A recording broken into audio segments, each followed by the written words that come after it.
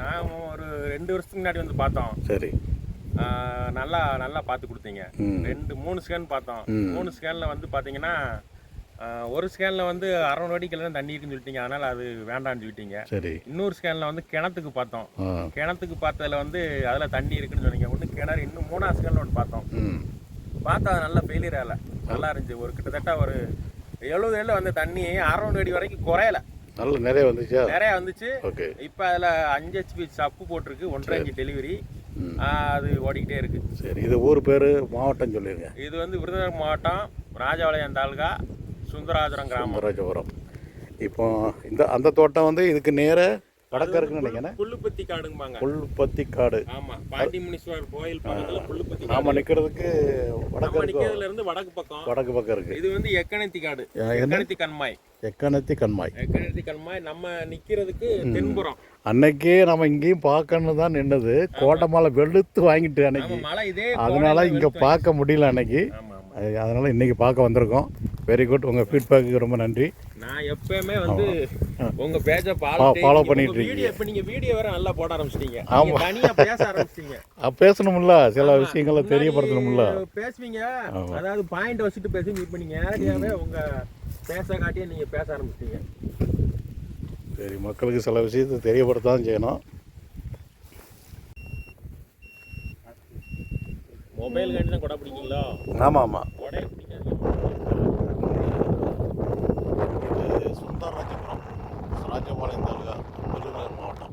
ஏற்கனவே இவங்களுக்கு இதே இடத்துக்கு பாயிண்ட் பார்க்கணும். ஒரு கோடையில் வந்து கோடைமலை வெளுத்து வாங்கிச்சு 3 மணி நேரம். இந்த யாத்திரை இந்த பம்ப் செட்டுக்கிட்ட தான் ஒதுங்கி நின்னோம்.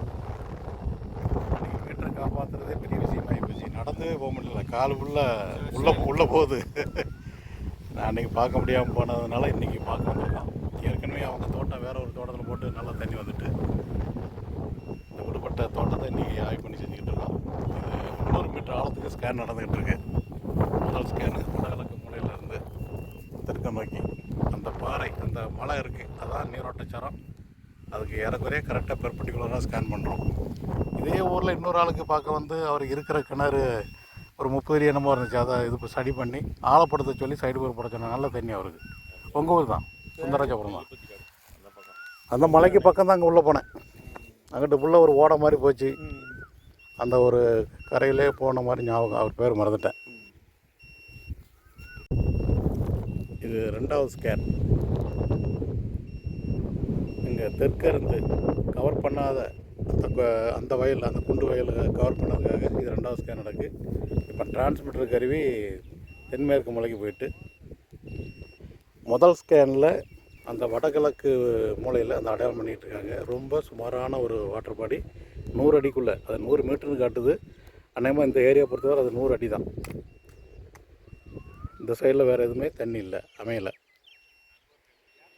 இங்கே நீர் அந்த குளம், அந்த கிணறு வந்து வெறும் 30 அடி ஆழ கிணறு இப்போ ஓடிக்கிட்டு இருக்குது.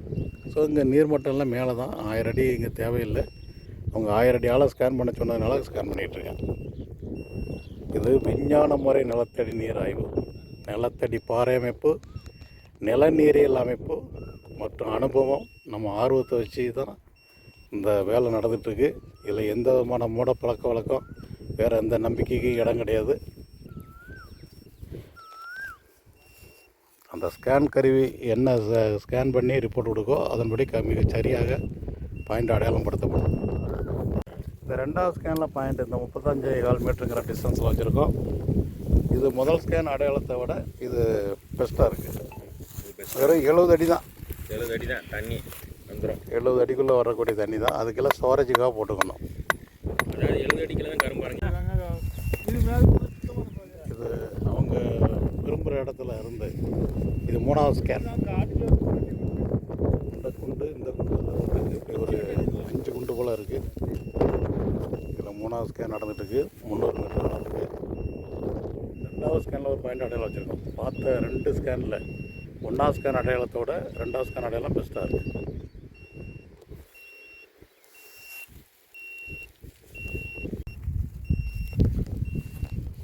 இது அவங்க விரும்புகிற இடத்துல இது 4வது ஸ்கேனு. அங்கே டிரான்ஸ்போர்ட்டர் கருவி மறுபடியும் தென்மேற்கு மூலைக்கு போயிடுச்சு. 300 மீட்டர் ஆழத்துக்கு ஸ்கேன் நடந்துட்டுருக்கு. 3வது ஸ்கேனில் பாயிண்ட் அடையாளம் வரல. அவங்க ஏன் சந்தேகப்படுறாங்கன்னா 70 அடியில் தண்ணி இருக்கு. மொத்தம் 4 ஸ்கேன் இந்த பகுதியில் சர்வே ஆய்வு பண்ணி முடிஞ்சது. 1வது ஸ்கேனில் ஒரு இடம் அடையாளம், 2வது ஸ்கேனில் அடையாளம் இல்லை, 2வது ஸ்கேனில் ஒரு இடம் அடையாளம் இருக்குது, 3வது ஸ்கேனில் தான் அடையாளம் இல்லை, 4வது ஸ்கேன்லேயும் ஒரு இடம் அடையாளம் வச்சுருக்கோம்.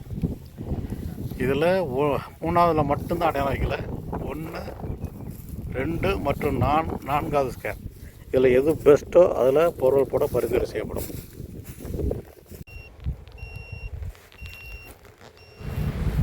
பத்திராயிருப்பு புதுப்பட்டி ஒரு 15 ஏக்கர் போல் இருக்கும் தென்னந்தோப்பு. இவங்க போர்வெல் எதுவுமே போடலை. ஒரு கிணறு இருக்குது, குளத்தடி இடம்.